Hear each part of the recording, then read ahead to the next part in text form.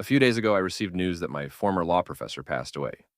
I think back to his constitutional law class where he passionately advocated on behalf of the disenfranchised and how inspiring he was. I saw in him what I saw in myself, raised in a second-generation Jewish family that built a life in the United States. As our standing in society grew, so did our income, but we never forgot where we came from. My law professor, who sadly passed away this week, was an old-school liberal Jew.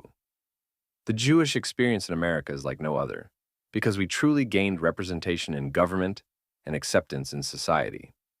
The pace at which Jews rose from the packed tenements of Chicago and New York to become leaders in industry and government is unmatched. It is proof of the American dream that Jews are now admitted to the most elite universities and country clubs, hired by the stodgiest old blue blood law firms, and recruited by elitist consulting firms. Shit, we can easily buy homes in rich white neighborhoods. Jews are part of the fabric of our diverse and rich American community. We do not change our names any longer to avoid anti-Semitism. We marry non-Jews and nobody notices, except for an occasional grumpy bubby. We are accepted and appreciated and respected. We contribute to institutions and help build industries. For a while, anti-Semitism began to feel like paranoia. We felt no different from our friends and neighbors and had no reason to. In short, the powerful instrument of democracy in America empowered Jews to a degree never before thought possible. It seems sort of a little bit like we were white. And while we experienced an age of acceptance here in America, something miraculous occurred on the other side of the globe. Jews began moving back to their ancient home in Palestine and buying land from Arabs to establish their own nation. We watched in awe as a small group of Zionists built a government and infrastructure from nothing, and our incredible country recognized a modern Jewish state called Israel. The now common Jewish cycle of fear and pride began in the second half of the 20th century. Fear turned to pride when the unfathomable events of the Holocaust led to world recognition of the State of Israel. We watched in fear as 5 Arab nations invaded following the announcement of the independence of the State of Israel in 1948. Then, we watched with pride as Israel battled those powerful countries back across their borders. Back and forth, fear and pride, as Israel's Arab neighbors invaded, sent missiles, blew up nightclubs and coffee shops, and Israel advanced on the world stage, built industries, grew its economy, and established trade across the globe. Israel fought 7 major wars on multiple fronts against multiple enemies and won all of them. Out of necessity, it built one of the most powerful militaries in the world and created one of the most respected spy agencies. Its economy boomed louder than the missiles from its neighbors, and its innovation made it integral to modern society throughout the world. In what can only be described as extraordinary, the confluence of Israel's military acumen, innovation, economic stability, political clout, and perseverance led it to build an invisible dome in the sky so its citizens can go on with their daily lives while rockets are haphazardly sent into its territory by neighboring countries. But, despite our success in America and in Israel, we still honor our past and remain staunch supporters of those not fortunate enough to be in our shoes. No matter how much money we made, taxes were secondary to protecting the disenfranchised.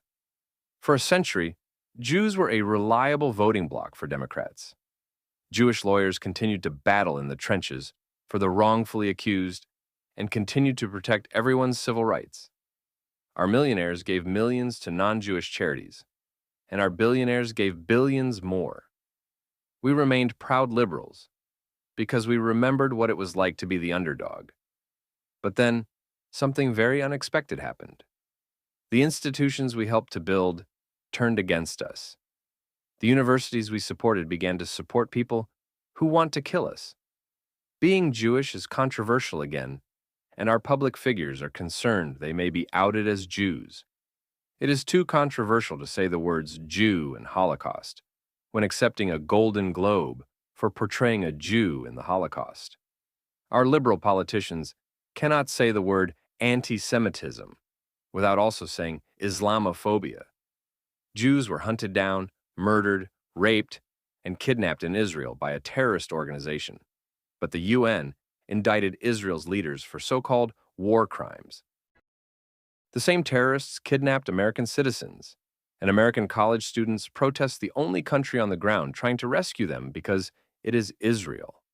Presidents of Ivy League schools do not think calling for the murder of Jews is bullying, harassment, or inciting violence, or a threat to safety of its students. Where does an old liberal Jew go when the liberals turn against him? In America, it seems the conservatives still have the chutzpah to call it like it is. Things that are clear to conservatives have become opaque to liberals.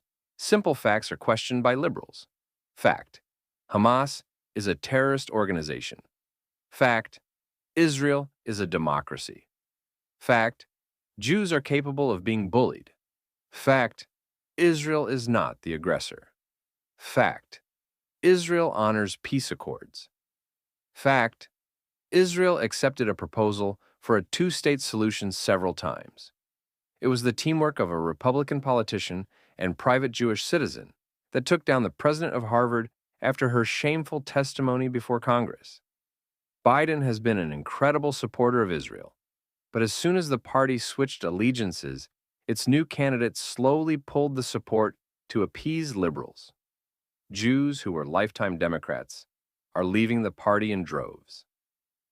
I never learned what my law professor felt as he witnessed the liberals' great betrayal of the Jewish community.